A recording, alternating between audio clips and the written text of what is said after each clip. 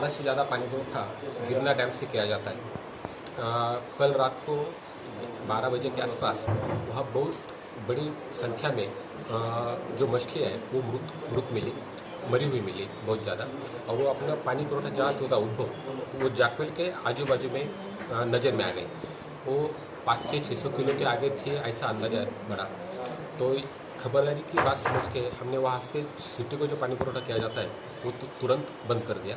वहाँ से बाकी 26 विलेज को जाता है, नांदगांव 40 गाँव, वही वाटर सप्लाई बंद कर दिया गया वहाँ से।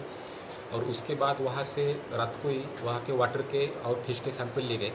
वाटर के सैंपल जो लैब होती है नासिक, जयगांव और अपना पंचायत समिति वहाँ भेज दिए गए। और फिश के सैंपल जो है वो नासिक फिशरी मार्फत बॉम्बे मेन ऑफिस में पोस्टमार्टम के लिए भेज दिए गए।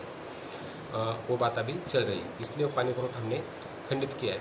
सुबह से उसके ऊपर जो कार्रवाई करना है वो चालू है। इरिगेशन डिपार्टमेंट में उन लोगों के खिलाफ पुलिस ने शिकायत भी दर्ज किया है, उसके ऊपर भी कार्रवाई चल रही है। अगर किसी ने ऐसा कुछ अनुचित प्रकार किया हो तो जो सिटी के नागरिकों के आरोग्य के हित के बारे में या नागरिक आरोग्य के बारे में गलत हो तो उनके ऊपर सख्त से सख्त कार्रवाई करने के आदेश अभी भूसे साहब ने, नामदार भूसे साहब ने मीटिंग लिया, उसने भी कर दिए। महापौर साहब से भी बात हो गई। महापौर साहब ने भी पूरे स्टाफ को इसके बारे में अच्छे से अच्छे काम करने की सूचना दी है।